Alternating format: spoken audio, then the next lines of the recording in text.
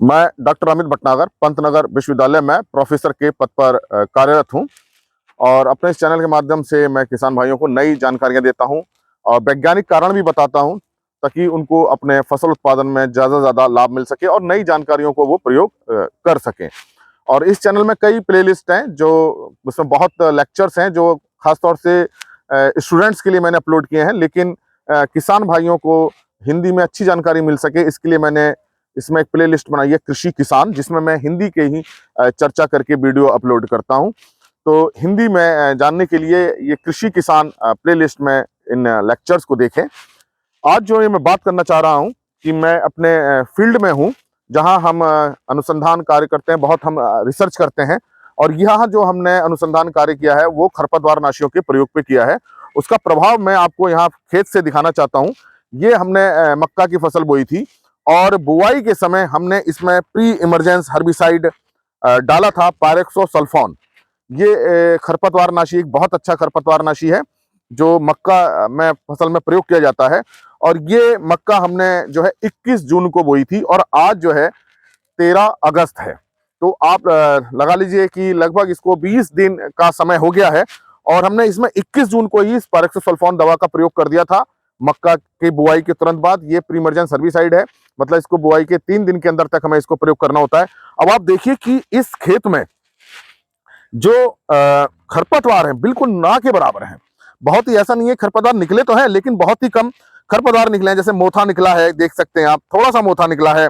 ये एक सैनोडॉन घास निकली है, ये एक बेल वाली घास निकली है। तो ये 3-4 प्रकार की घास निकली तो है, लेकिन इस घास का इस मक्का पे कोई प्रभाव नहीं है और जो भी घास निकल रही है वो मक्का पे कोई प्रभाव नहीं डालेगी।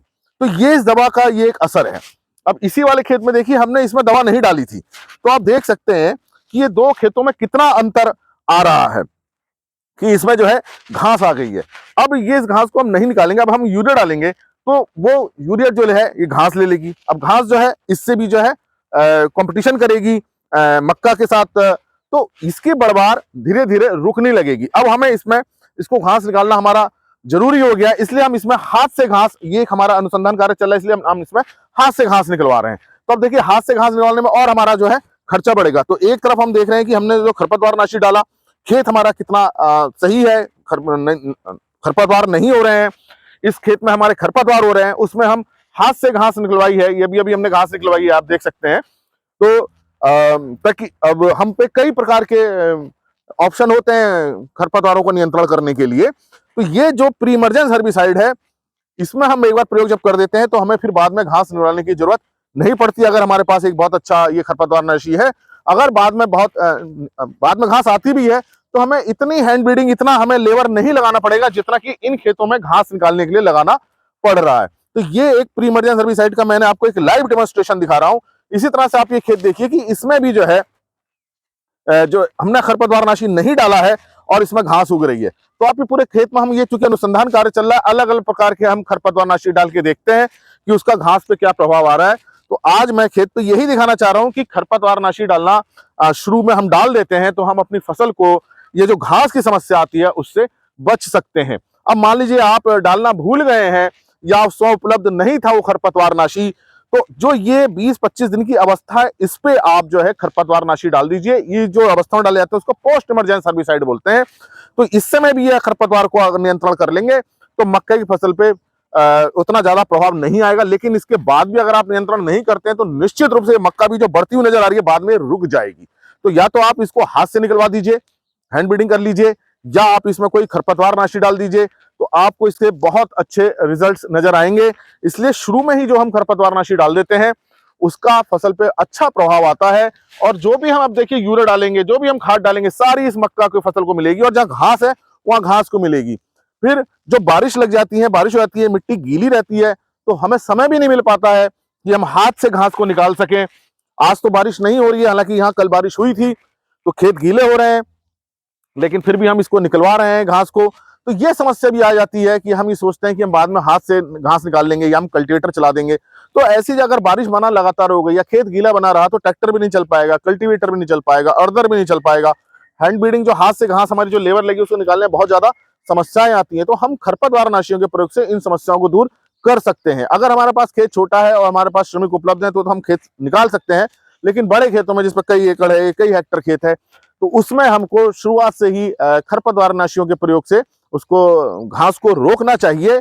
और अगर आप खरपतवार, जैसे कि ये स्थिति है, खरपतवार नहीं रोक पाए हैं, तो इस समय 20-25 दिन की अवस्था पे इसको जरूर खत्म कर देना चाहिए। नहीं तो ये भी घास जो है बहुत तेजी से बढ़ेगी और बढ़ते ही ये इस पूरे मक्का को ढक लेगी और फिर मक्का की बढ़वार रुक जाएगी। तो ये आज मैं आपको ये वीडियो यही खेत से बना रहा हूं, अपने अनुसंधान कार्य जहां हम करते हैं वहां से बना रहा है कि कितना प्रभाव आता है खरपतवार नाशियों का खेत के ऊपर। लेकिन ये प्रभाव तभी आता है जो हम सही दवा का प्रयोग सही समय पर करें और सही मात्रा में करें। तो ये आप अगर प्री इमर्जेंस हर्बिसाइड प्रयोग कर रहे हैं तो उसका समय बहुत महत्वपूर्ण है। आपको 3 दिन के अंदर डाल देना है। जिस दिन आपने बुआई करी उस दिन डाल दें, उसके अगले दिन डाल दें, उसको अगले दिन तक जरूर डाल दें। मतलब 3 दिन के अंदर आप प्रयोग करें, हो सके तो उसी दिन प्रयोग करें। तो ये बहुत महत्वपूर्ण है। समय क्या है, दूसरा उसकी मात्रा जितनी बताई गई उतनी मात्रा का प्रयोग करें। हमने इसकी संस्तुत मात्रा पेरोक्सीसल्फोन का प्रयोग किया है, तो आप देख सकते हैं कि कितना अच्छा इसका प्रभाव आ रहा है। और दूसरा कि पानी की मात्रा भी बहुत महत्वपूर्ण है। हमारी जो खेत में जो हम भिगो रहे हैं इसको, खेत पूरा जो प्री इमर्जेंस हर्बिसाइड है, मिट्टी हमारी भीग जानी चाहिए।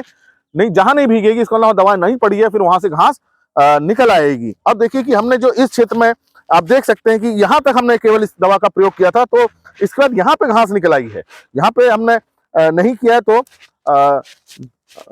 घास निकली, और जहां प्रयोग किया है वहां घास नहीं निकली है। तो ये मैं बताना ये चाह रहा हूं कि आप फसल में जो भी उसका संस्तुति की गई है जिस प्री इमर्जेंस हर्बिसाइड की, उसका प्रयोग करें।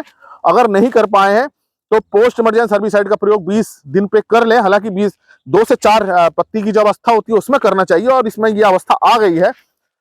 और नहीं कर पाए हैं पोस्ट इमर्जेंस हर्बिसाइड, तो किसी न किसी तरह से, चाहे हाथ से चाहे कल्टीवेटर चला के, कैसे भी उस घास को नियंत्रित करें, ताकि हमारी जो फसल है उस पर प्रभाव कम आए उस घास का, और हमारी बढ़वार अच्छी हो ताकि हमको ज्यादा उपज मिल सके। धन्यवाद।